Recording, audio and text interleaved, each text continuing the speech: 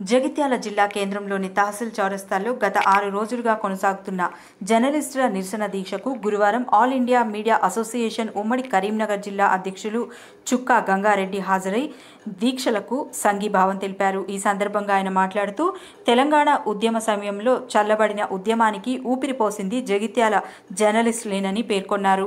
ఆనాడు జగిత్యాల జర్నలిస్టులు తెలంగాణ విద్యావంతుల వేదిక ఆధ్వర్యంలో ఏర్పాటు చేసిన ఫ్రీ జోన్స్ సమస్యపై అవగాహన సదస్సుతోనే ఉద్యమం ఉవ్వెత్తున లేచిందని సూచించారు. దాని ఫలితంగా పొలిటికల్ జేఏసీ ఏర్పాటు, సకల జనుల సమ్మె, ఇతర ఉద్యమాలు జగిత్యాల్లో పుట్టి రాష్ట్రానికే ఆదర్శంగా నిలిచాయన్నారు. వాటన్నిటితోనే రాష్ట్ర సాధన సాధ్యమైందని వివరించారు. స్వరాష్ట్రంలో పెరిగిన జీతాలు తీసుకుంటున్న ప్రజాప్రతినిధులు, ప్రభుత్వాలు ఉద్యమ కాలంలో పనిచేసిన జర్నలిస్టును కూడా గుర్తించకపోవడం బాధాకరమన్నారు.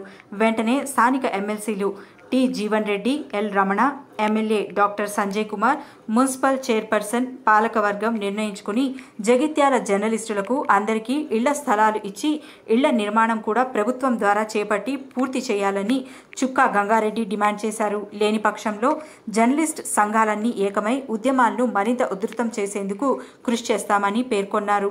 ఇళ్ల స్థలాలు, ఇళ్లు ఇచ్చేది ఈ నాయకుల బాధ్యత అని ఆయన గుర్తు చేశారు. ఎన్నికల సమయంలో ఇచ్చిన హామీలు నెరవేర్చాలని కోరారు. అనంతరం బుగ్గారం ప్రెస్ క్లబ్ అధ్యక్షులు దూడా జీవన్ మాట్లాడుతూ జర్నలిస్టుల దీక్షకు మేం మద్దతు తెలియజేస్తున్నామని అన్నారు.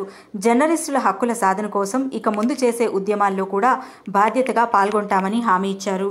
బుగ్గారం ప్రెస్ క్లబ్ అధ్యక్షుడు చిర్రా సత్యం, వర్కింగ్ ప్రెసిడెంట్ నక్కా చంద్రమౌళి, ప్రధాన కార్యదర్శి తిరుపతి, నక్కా శంకర్, కళ్యం నగేష్ తదితరులు పాల్గొన్నారు.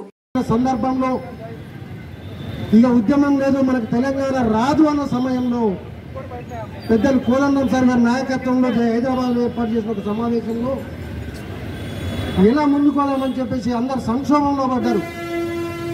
ఆ సమయంలో జగిత్యాల జైత్రయాత్ర యాదికొచ్చి జగిత్యాల నుండే మళ్ళీ ఉద్యమం స్టార్ట్ కావాలని అంటే జర్నలిస్టులందరినీ కూడా ఏకం చేసి అప్పుడున్న తెలంగాణ విద్యావంతుల వేదిక మరియు జర్నలిస్టుల పక్షాన సంయుక్తంగా శ్రీరామ థియేటర్లో నిర్వహించినటువంటి ఫ్రీ జోన్ సమస్య మీద ఏర్పాటు చేసినటువంటి సదస్సు ఫలితమే ఈరోజు తెలంగాణ సాధన సాధ్యమైంది. ఈ నాయకులు ఏలే రాజ్యం సాధ్యమైందని చెప్తా ఉన్నాను.